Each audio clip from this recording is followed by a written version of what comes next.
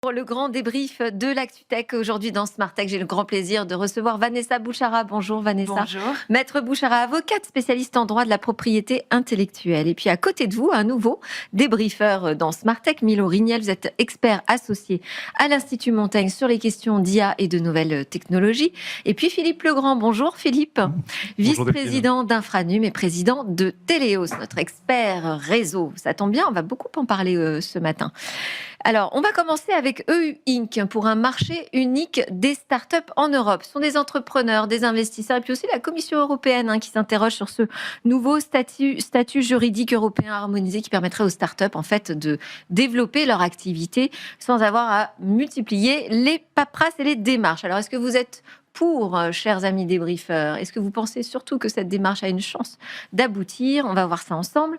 On va aussi parler du contrat à 3 millions de dollars pour une chanteuse IA, chanteuse artificielle. Est-ce que ça vous pose un problème, vous, après tout? Et puis on parlera, si on a le temps aussi, un petit peu de la place du numérique dans les gouvernements, j'ai envie de dire, en France. On verra ce que ça vous inspire. Mais d'abord, on va commencer avec les réseaux. Justement, de quel réseau on a envie, ou on aura envie demain?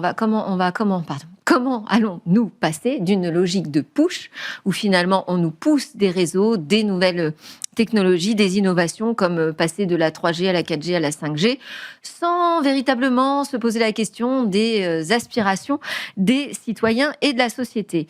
Eh bien, l'ARCEP a mené justement tout un cycle de réflexion. Une 4e note a été publiée et on en parle avec Christian Licop, qui est connecté avec nous, directeur du département des sciences sociales et management à Polytechnique. Il est membre du comité scientifique des réseaux du futur de l'ARCEP. Bonjour Christian, merci d'être avec nous. Bonjour et merci pour votre invitation. Avec plaisir. Alors, j'ai suivi la présentation à la presse de cette note dont le titre précis est « Choisir son numérique, les réseaux télécoms au regard des usages du numérique ». Alors, en introduction, ce que j'ai compris, c'est que depuis la 5G, en fait, on a compris qu'il fallait sortir justement de cette approche push qui ne fonctionne plus. Pourquoi ça ne fonctionne plus? Est-ce que vraiment la 5G, on n'en voulait pas du tout, nous, citoyens, individus? En fait, c'est une combinaison de facteurs. Effectivement, il commence à y avoir des actions citoyennes contre les nouvelles formes de réseau. Donc, disons que jusqu'à la 5G, on a pu faire des vagues de réseaux. Vous appelez ça une logique push, dans laquelle on développe les réseaux, on développe les technologies et on pense que les usages vont suivre. Jusqu'à maintenant, les usages ont suivi. Et ce qui se passe maintenant, c'est d'une part qu'il y a des contestations au titre que les nouveaux réseaux commencent à rencontrer des freins potentiels, comme la question du climat, et les questions de santé. Et donc, certains usages deviennent, ce qui n'était pas le cas avant, des problèmes publics. On se pose la question de la fragmentation de l'attention, des effets des technologies sur les scolaires, des conséquences des data centers sur le climat. Et donc, aujourd'hui, on peut être beaucoup moins croire que mettre de nouveaux réseaux beaucoup plus puissants avec beaucoup plus de débit trouveront forcément leur usage, pas que les usages ne peuvent pas se développer, mais parce qu'il y a des freins qui n'existaient pas avant. Et donc la question que pose ce rapport de l'ARCEP de façon assez intéressante, c'est comment on bascule d'une régulation qui était autour des réseaux, du débit et de la technologie, à une régulation, pas seulement une régulation qui part des usages, mais une question nouvelle posée aux gens qui développent les réseaux, qui est quel sens pour leur réseau, et penser en amont du développement des réseaux et de l'implantation technologique, la question de quels usages, quel sens ça peut avoir et comment ça peut être acceptable pour une société qui est en train d'évoluer, qui est soumise aux contraintes climatiques et qui est aussi de plus en plus polarisée politiquement. Et vous parlez de la volonté, en fait, horizon 2030, si j'ai bonne mémoire, de refaire du numérique quelque chose de désirable. C'est-à-dire qu'aujourd'hui, toutes ces préoccupations font qu'on n'a plus d'appétit pour l'innovation, selon vous, en France? Non, c'est pas tant qu'il y a plus d'appétit pour l'innovation, c'est qu'il faut faire face à des freins, des contraintes qui n'existaient pas avant. Alors, il y a tout ce que j'ai dit sur la question du climat, oui. Des énergies énergétiques, mais il y a aussi dans le développement des technologies quelque chose qui a changé. Disons qu'il y a 20 ans, il y a 30 ans, on pouvait penser la régulation technologie et le développement des réseaux comme quelque chose qui avait un aspect national, avec un régulateur qui conseillait l'État, alors que les entreprises développaient des réseaux. Aujourd'hui, on a aussi des technologies qui sont construites dans des chaînes ou des écosystèmes de plus en plus complexes, de plus en plus internationaux, avec des acteurs de plus en plus diversifiés. C'est le cas de l'IA, enfin, c'est quelque chose d'une très grande complexité. Et donc, ça pose aussi la question, aussi bien qui est la question de l'ARCEP, de comment réguler ou conseiller l'État pour développer ce genre de choses. Et on voit bien carrément, si on se pose la question de ne plus penser simplement la régulation par les réseaux, mais par le développement d'usage, ça pose plusieurs questions nouvelles. D'abord, est-ce que c'est encore de la régulation, puisqu'on ne contrôle pas la chaîne ou l'écosystème complexe de l'IA? Enfin, la France ne le contexte pas, et aucun État ne contrôle complètement, je pense, des chaînes aussi globales. Donc, comment est-ce qu'on peut agir? Et ce sera plus peut-être sur le mode de l'influence par certains biais, par certaines entrées, comme celle des enjeux énergétiques. Qui est une première chose. C'est-à-dire d'orienter finalement nos choix de distribution énergétique vers des choix plus souverains qui vont davantage vers notre écosystème national, par exemple. Voilà, par exemple. Et une deuxième question aussi, quand on commence à penser ça, c'est les usages, c'est très diversifié. Les usages, il y en a de toutes sortes. Donc lesquels sont importants, comment prioriser, lesquels sont importants, lesquels le sont moins. Et on voit bien que ce n'est pas qu'on va réguler par les usages en général, ou se poser la question du sens des technologies globalement, mais qu'on va traiter sans doute la partie des usages qui constitue un problème public majeur. C'est pour ça que la question du climat ou la question de l'impact de l'IA sur la formation, sur l'enseignement, qui sont en train de devenir un public majeur, ce sont des questions qu'il faudra traiter. Mais on ne pourra pas traiter l'ensemble de la question des usages, c'est trop complexe et c'est trop varié. Mais autant sur l'environnement, moi je vois bien effectivement quel type de décision on peut prendre et quelles contraintes on peut imposer. Sur les usages, ça me semble beaucoup plus compliqué parce que par exemple en ce moment on est en plein dans la polémique des réseaux sociaux. On se dit demain même avec les IA génératives, on est en train de transformer la manière dont chaque individu s'informe. Est-ce que nous, du côté moi je suis pas opérateur, mais enfin, est-ce que les opérateurs réseaux doivent prendre en considération les bons et les mauvais usages, Philippe? Alors oui, effectivement, ce qui vient d'être évoqué, c'est finalement il y a un changement, une évolution assez forte de paradigme.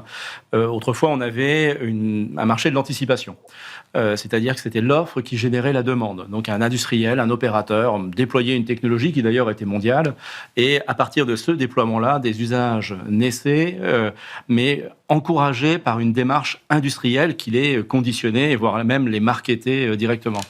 Et ça, ce paradigme-là, il a existé pendant 20 ou 30 ans. Il a un peu changé. Un paradigme même pour les opérateurs, finalement. Il y a eu des belles années. Ouais. Il y a eu des belles années, des belles époques, avec une approche très verticalisée et sans disruption, sans facteur externe.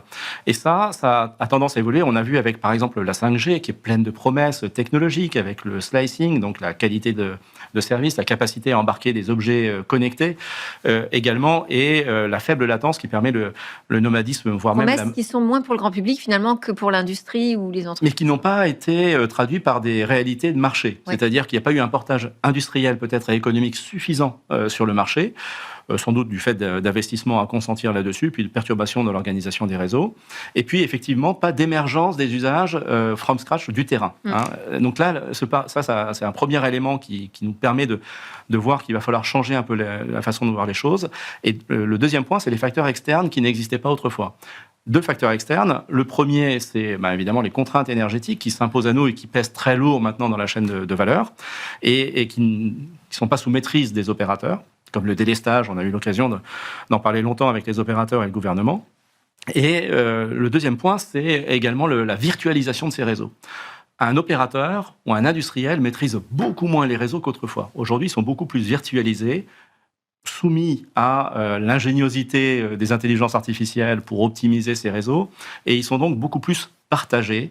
Et c'est ainsi qu'on voit les nouveaux modes de régulation qui vont se mettre en place, puisqu'il ne s'agit plus de réguler un acteur, mais bien un réseau, et c'est complètement différent. Alors, si je reprends ma question, peut-être pour Christian, sur la question de comment est-ce que demain l'ARCEP, un régulateur, un écosystème d'opérateurs peut travailler sur les usages qui correspondent vraiment à des aspirations des individus de la société. Vous évoquez, je crois dans la note, l'idée d'une nouvelle gouvernance finalement démocratique, de consultation citoyenne pour être plus à l'écoute justement de ce qu'on veut, de ce qu'on ne veut pas, de ce numérique désirable. Mais encore une fois, est-ce que ça passe par un jugement des bonnes et des mauvaises pratiques, des bons, des mauvais usages ? Je pense que ça passe par deux choses. Ça passe d'une part par le fait que dans les usages, certains vont vraiment constituer des problèmes publics. Alors, on ne peut pas anticiper complètement. Enfin, on sait que c'est le cas pour les questions énergétiques, mais c'est sans doute le cas peut-être pour d'autres choses. Et à partir du moment où c'est un problème public et où la société dans son ensemble se saisit de cela comme une difficulté. Alors, autour de l'IA, on voit qu'il y a des choses qui émergent dans ce sens-là. Je ne sais pas si ça cristallisera quelque chose de global, mais on voit qu'il y a des inquiétudes très fortes autour de l'IA et la manière dont ça peut transformer de façon négative certaines activités. Et si effectivement ça se constitue en problème public, ça demandera une forme de régulation. Mais on voit que c'est une forme de régulation qui est à réinventer et personne ne sait aujourd'hui comment ça va être, sauf que certainement, ça devra être une forme de régulation qui soit plus participative qu'auparavant. On était dans un modèle en général de régulation où des experts techniques ou scientifiques disaient ce qui était bien pour des politiques, par exemple, dans ce modèle du techno-push. Et sans doute aujourd'hui, pour réguler ces nouveaux usages, il faudra inventer des... Alors je ne sais pas s'il faut appeler ça gouvernementalité, mais il faudra inventer une forme de régulation qui sont plus collectives, plus participatives et plus négociées qu'auparavant. Vanessa, Milo, vous voulez réagir sur ce sujet? Peut-être poser une question à Christian sur son travail? Non, c'est effectivement passionnant et je comprends qu'on est à un stade de réflexion, de poser le sujet, d'appréhender la différence de prisme aujourd'hui, c'est-à-dire comment on prend les choses. Donc, à quelle échéance vous imaginez avoir finalement des résultats opérationnels sur le travail que vous menez actuellement? Alors, moi, je n'ai pas mené ce travail directement. C'est un travail de l'ARCEP. Moi, je suis partie du comité scientifique de l'ARCEP, oui. Donc j'ai accompagné un petit peu le travail, mais je ne l'ai pas mené.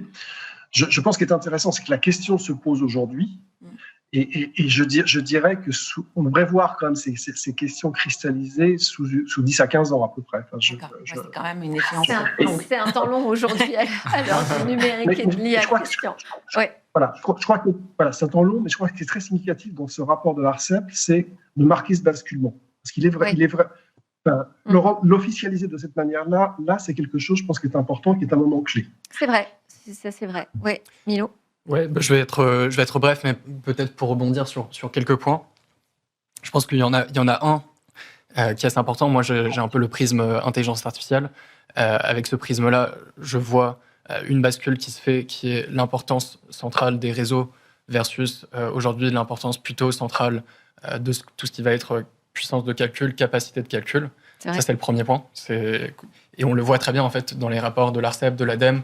La part dans l'empreinte carbone française des data centers, par exemple, est passée de 16 à 45%, versus les réseaux qui sont restés stables dans le temps aux alentours de 5%. Donc ça, c'est le premier point, c'est que je pense qu'il faut un peu se détourner l'attention de « OK, sur les réseaux, on a fait le travail, on a fait le boulot, on a déployé des plans qui ont très bien fonctionné. Là, maintenant, le sujet... C'est des autres infrastructures, en fait. Voilà, c'est des autres infrastructures de calcul qui vont se disséminer, en fait, au fur et à mesure au sein du réseau. Le deuxième point lié à ça, c'est qu'on est un peu à une époque où il y a un besoin d'agilité qui est particulièrement fort.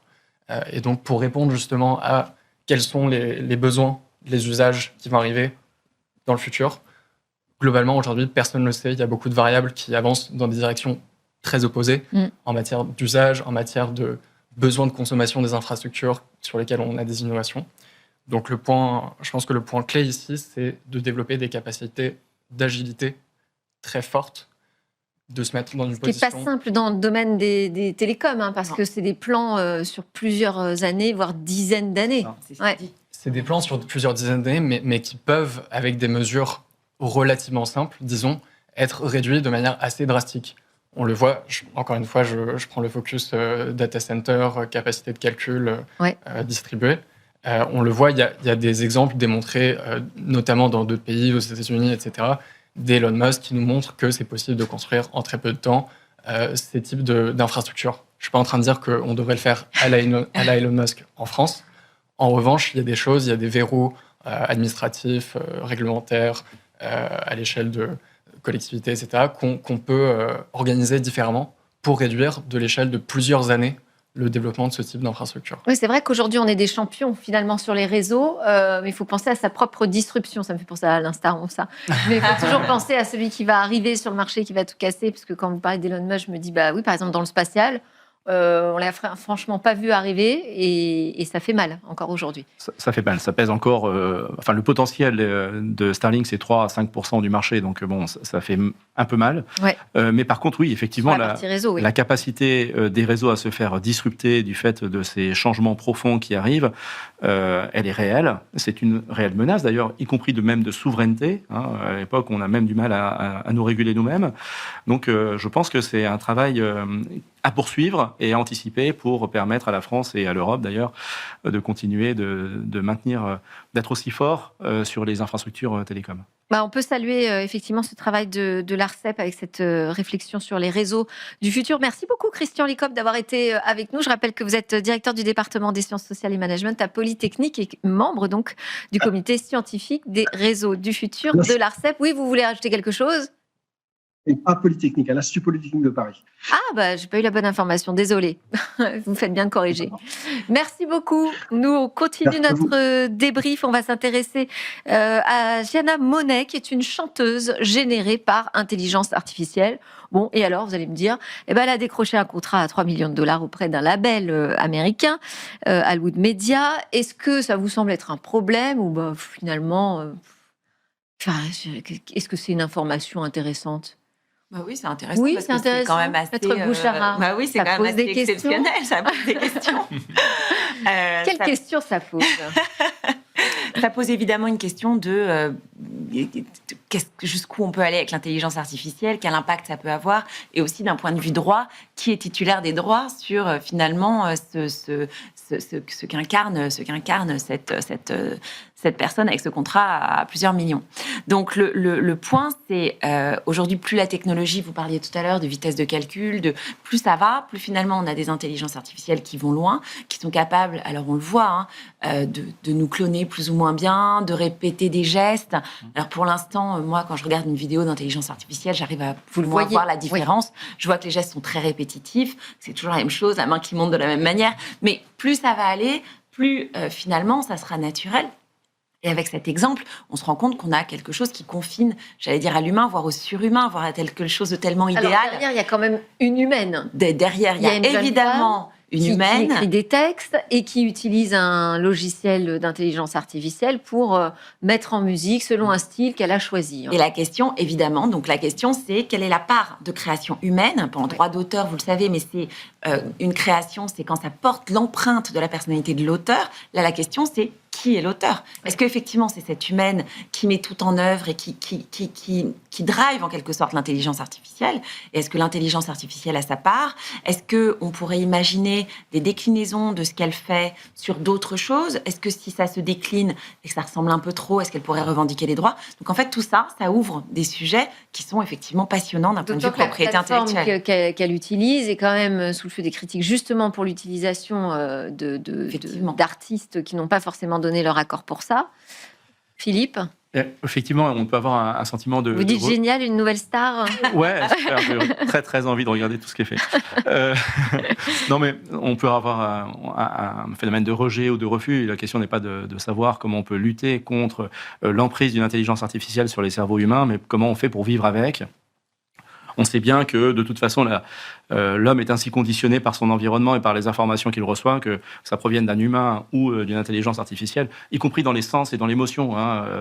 Je crois que simplement, ça repose, ça enfonce le clou sur un besoin très fort d'éducation.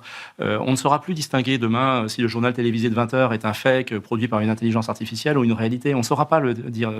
Il y a même des risques de cybermenaces très forts là-dessus. Donc, ça impose vraiment une éducation renforcée sur notre capacité à vivre dans ce monde hybride avec des intelligences qui sont parfois artificielles Et c'est ça que je voudrais vraiment dire, c'est au-delà du droit qui doit évoluer, peut-être se réinventer dans certains cas, y compris sur le droit d'auteur, en effet, ça pose plein de questions. Il y a cette acculturation que nous devons développer pour nos plus jeunes enfants, pour les plus jeunes qui arrivent et qui ne vivront que dans cet environnement-là. En même temps, ils vont être immergés dedans, ils vont savoir que tout n'est pas vrai et finalement, est-ce que ça va tellement les préoccuper ?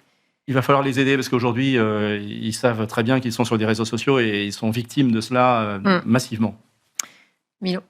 Moi, je voudrais insister sur ce point et en soulever un autre qui est justement, en fait, cette histoire illustre assez bien la capacité de l'intelligence artificielle à dupliquer des personnes, à avoir des avatars, à avoir des personnes dupliquées. Ça pose un enjeu pour tout ce qui concerne les droits d'auteur, ça pose aussi un enjeu pour tout ce qui concerne l'identité, le rapport à l'identité, qui, je pense, sera un point assez majeur qui sera bouleversé avec l'IA, avec ce type de technologie d'impersonnation.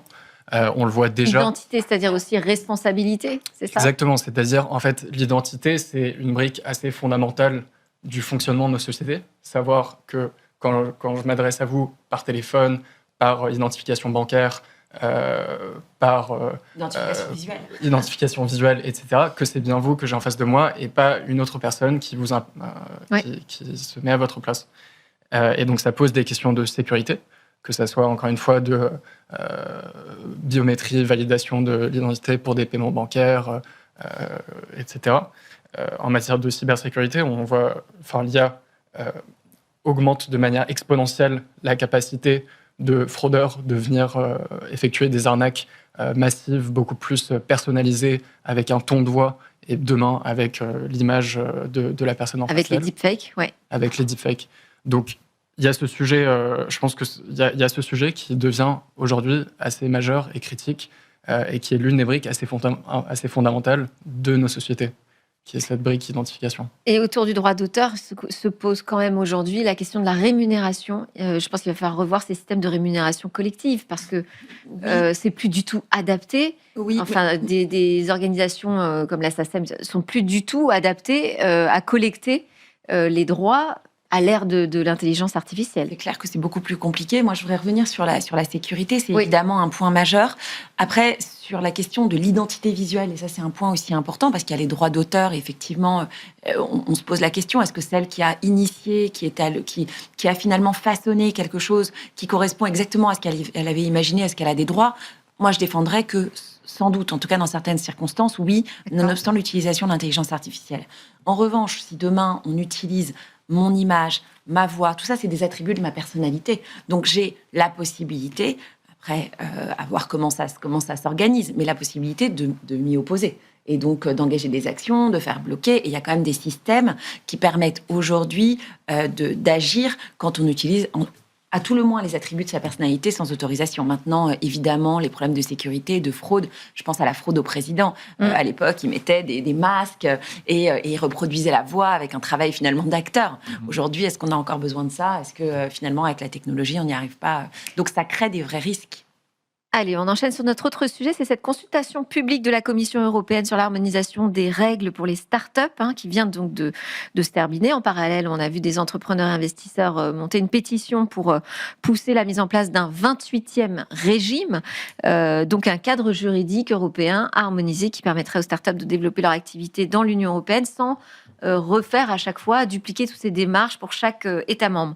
D'après vous, est-ce que ça a une chance d'aboutir ? Est-ce que d'abord vous êtes pour, contre ? Vous dites c'est une évidence. Moi, je me suis dit, mais on a créé le marché unique, comment est-ce possible qu'on n'ait pas pensé à ça en même temps ? Alors moi, je trouve ça formidable comme initiative et comme direction. Est-ce que ça va aboutir ? J'en sais rien, j'espère que oui, parce que je trouve que ça ouvre des possibilités pour les startups, évidemment, mais pas seulement. Et en fait, vous avez une personne, je sais rien, italienne, qui s'associe avec une Allemande, une Française, et qui veulent s'installer aux Pays-Bas. C'est intéressant. Aujourd'hui, c'est un casse-tête. Aujourd'hui, c'est un casse-tête. Et c'est vrai qu'une société qui est installée en France, si elle veut s'installer en Italie, en général, elle va ouvrir un établissement, une entreprise locale. Donc, c'est vrai que c'est extrêmement intéressant et que ça participe un peu à notre écosystème. Et en Europe, en Union européenne, on a des droits unitaires. On a par exemple une marque de l'Union européenne, un certain nombre de droits qui sont unitaires. Et je trouve que rajouter avoir la possibilité d'avoir une construction juridique de société, ça pose énormément de difficultés, mais en tout cas, je trouve que c'est une bonne direction à prendre. Téléos, par exemple. Téléos. C'est un casse-tête aujourd'hui pour développer de Téléos à travers l'Europe. Effectivement, le lancement initial, ça présente des difficultés et ça prend du temps, ça coûte quand même pas mal. Et je crois que dans les dispositions qui sont prévues, c'est effectivement de réduire la barrière à l'entrée pour les jeunes startups. Donc effectivement, c'est une très bonne mesure. Je voudrais quand même dire que en Europe, on a moins le problème de la création des startups, parce qu'on en crée autant, voire plus qu'aux États-Unis, que leur scalabilité à terme. Et là, on a des grosses difficultés, c'est quand ces licornes, juste au stade d'avant la licorne, pour réussir à lever des fonds et à faire développer nos belles pépites. Là, on a un vrai point de faiblesse, qui est plus un point de faiblesse financier. Donc, c'est plutôt là qu'il faut mettre l'accent que sur la création du nombre de startups. Toutefois, la complexité administrative européenne mérite d'être simplifiée. Il y a d'ailleurs beaucoup de dispositions de l'Union européenne. Donc, vous dites que ce n'est pas le premier combat, la simplification administrative. Non. Alors, c'est important, il faut le faire, évidemment, parce que... Ça ne va pas changer la donne. Le problème, c'est les capacités d'investissement. Ça ne changera pas la donne au niveau macroéconomique européen. Par contre, ça changera la donne pour beaucoup d'entrepreneurs qui essaient de se lancer, ça c'est sûr, et ça c'est très bien. Donc. Milo ? Je ne peux que être pour aussi. C'était d'ailleurs une des recommandations du dernier rapport de l'Institut Montaigne sur les infrastructures numériques. Je pense que globalement, un des points clés, encore une fois, sur l'agilité, c'est qu'on doit se doter d'outils qui permettent à l'innovation d'avancer le plus rapidement possible. Certes, pour façonner une innovation à l'européenne, mais tout ce qui permet de construire une innovation à l'européenne et pas de la freiner. C'est des choses qui doivent être encouragées, d'autant plus quand elles viennent du terrain et qu'elles ne sont pas façonnées par des je dis technocrates avec beaucoup d'amitié, mais d'autant plus quand elles viennent du terrain, et ce n'est pas souvent le cas. Donc il faut écouter et pousser, et je pense que c'est... Écoutez, c'est le mot-clé aujourd'hui. Écoutez les aspirations des individus en matière de numérique. Écoutez ce dont a besoin l'écosystème pour grandir en Europe. Bon, d'un mot, une petite réflexion sur le numérique, sa place dans les gouvernements, parce que l'annonce quand même récente du gouvernement éphémère de M. Sébastien Lecornu a fait dégringoler le numérique littéralement dans la place et l'importance qu'elle avait peut-être à l'époque, on va dire, de Jean-Noël Barrot à Bercy. J'ai vu aussi la disparition de la souveraineté numérique à Bercy, remplacée par une souveraineté énergétique. Bon. Alors, ce gouvernement... Est-ce qu'il y a de l'inquiétude Voilà, vous êtes inquiet, ça ? 30 secondes, Philippe. Très inquiet, bien sûr. Après, au-delà du fait que Naïma Mouchou était en charge de l'IA et que c'est une personne tout à fait motivée et intéressée par le sujet. Oui, qui connaît le sujet, des fake news notamment. Le lien avec la fonction publique était évident et on voyait le prisme qui était pris sur le numérique. Et il fallait attendre quand même les ministres délégués, les secrétaires d'État pour voir exactement quelle aurait été la vraie place du numérique dans ce gouvernement. On aurait pu parier que Roland Lescure se serait emparé quand même au niveau industriel de ces sujets-là.